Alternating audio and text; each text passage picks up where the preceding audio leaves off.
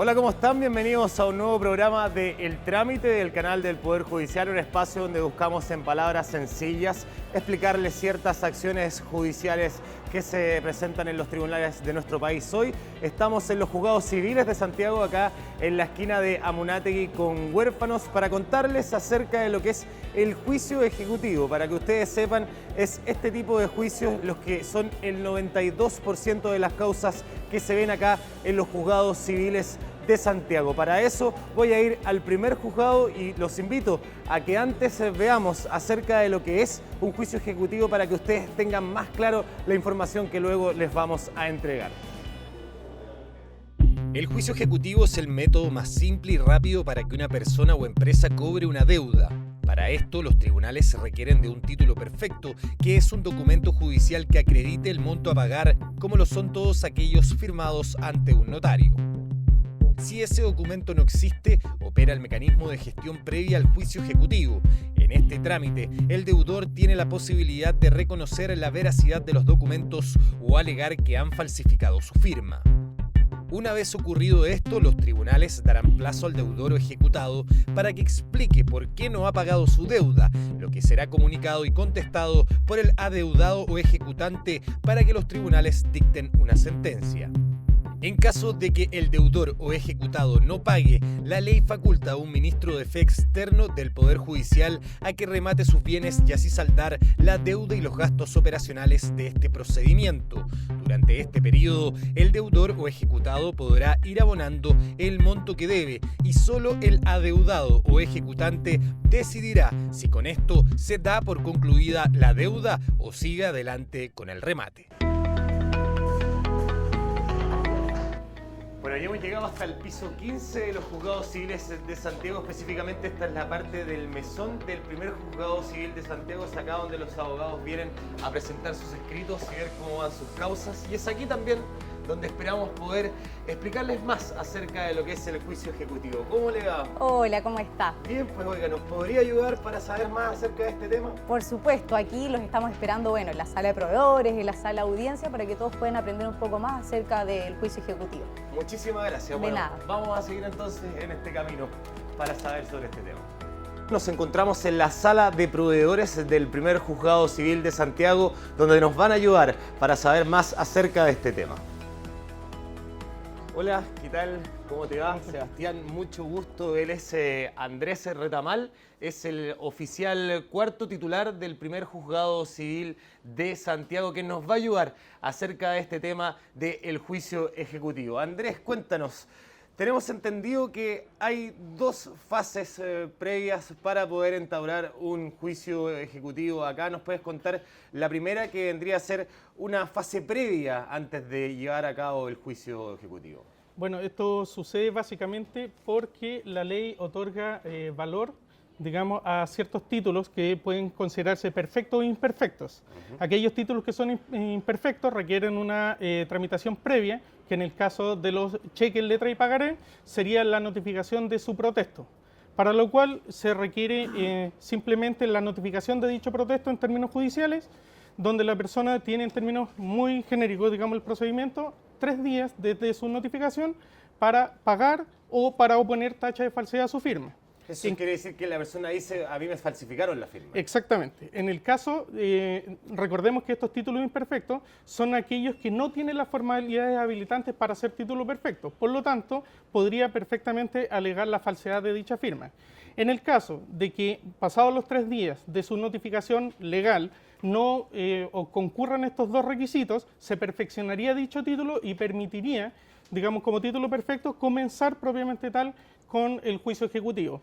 Perfecto, entonces llega para acá la persona, no tiene un cheque nomás, tiene un pagaré o una letra, llega para acá y les dice, bueno, a mí me deben este dinero, ustedes como tribunal lo que hacen es notificarle a la persona que está haciendo el moroso, el que debe la plata, y él tiene un plazo de 3 días para venir a decir, o sí, efectivamente yo debo esa plata o no, acá me falsificaron mi firma.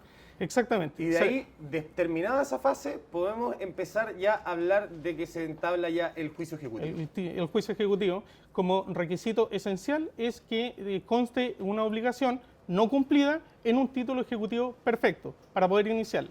Por lo tanto, aquellos que no son perfectos deben perfeccionarse a través de este procedimiento ¿Y previo. cuáles son los títulos perfectos en ese caso? Bueno, en general son los que establece expresamente el Código de Procedimiento Civil en su artículo 434 y son, en términos muy genéricos, sentencias que se consideren firmes o ejecutoriadas, en escrituras públicas, actas de avenimiento, tenemos también el reconocimiento judicial y algunos títulos digamos personales o títulos digamos que sean reconocidos o mandados a tener por reconocer. O sea, por ejemplo, un cheque que está firmado reconocido ante notario. Exactamente. O sea, una documento letra reconocido ante notario, ese no tiene que pasar por la fase previa, sino que ese ya directamente va hacia exactamente, el juicio. tendría la calidad de título ejecutivo perfecto para los efectos de la presentación de la demanda.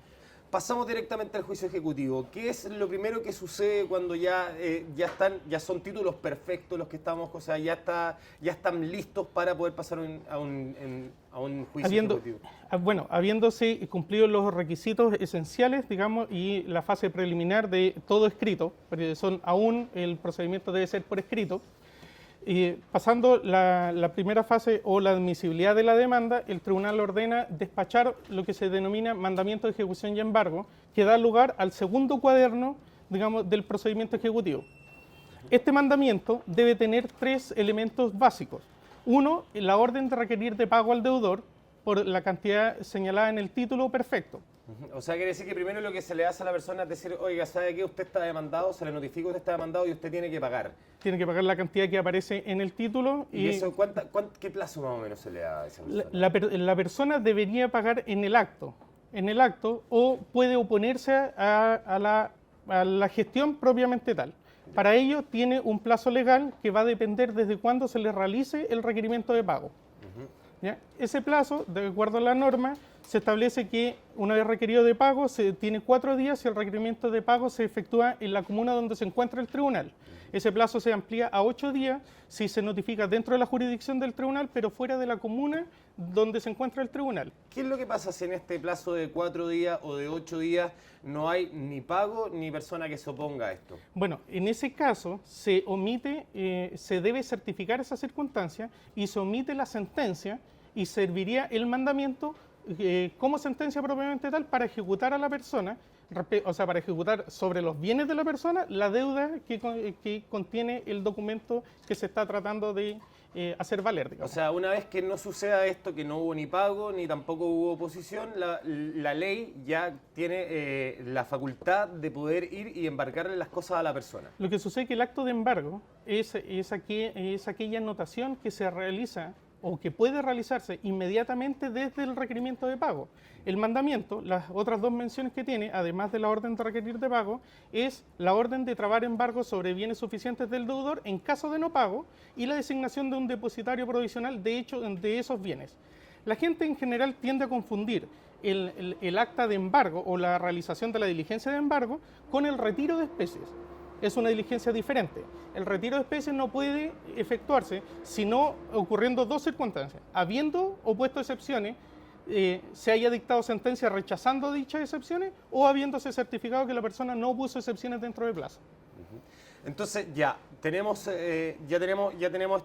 este plazo y viene ahora una parte donde el tribunal tiene que ordenar el tema de ir ya a la casa de la persona y evaluar los bienes. ¿Cómo transcurre el juicio ejecutivo en esas fases? Bueno, el ministro de Fe encargado de estas diligencias generalmente es un receptor que lo establece la ley, es aquel que practica la notificación y requerimiento de pago. En el caso de no pago, practica un embargo, que es la anotación de bienes suficientes o equivalentes por una tasación que él mismo realiza para cubrir el capital señalado en el documento más los intereses y las costas. Perfecto. O sea, esta llega y dice, bueno, ya no ha ido, no ha pagado esta persona. Ahora corresponde entonces ir y evaluar qué bienes tiene, si es que esto es lo que está deudando, y además de eso le tengo que sumar todo lo que va a ser el procedimiento del martillero, de todo lo que tenga todo lo que conlleva el que se pague este juicio ejecutivo. Así es. ¿Cuántos más o menos son los periodos de tiempo que transcurren entre que una persona, entre que el juicio, entre que se notifica a la persona de que tiene que pagar y que ya no pagó y no se opuso tampoco, y hasta que se le va a hacer este proceso de embargo? Bueno, haciendo nuevamente la distinción respecto de la diligencia de embargo con el retiro, que implica subastarle las especies para poder dar pago a esta obligación, un demandante diligente podría en un mes y medio estar en condiciones de subastar los bienes.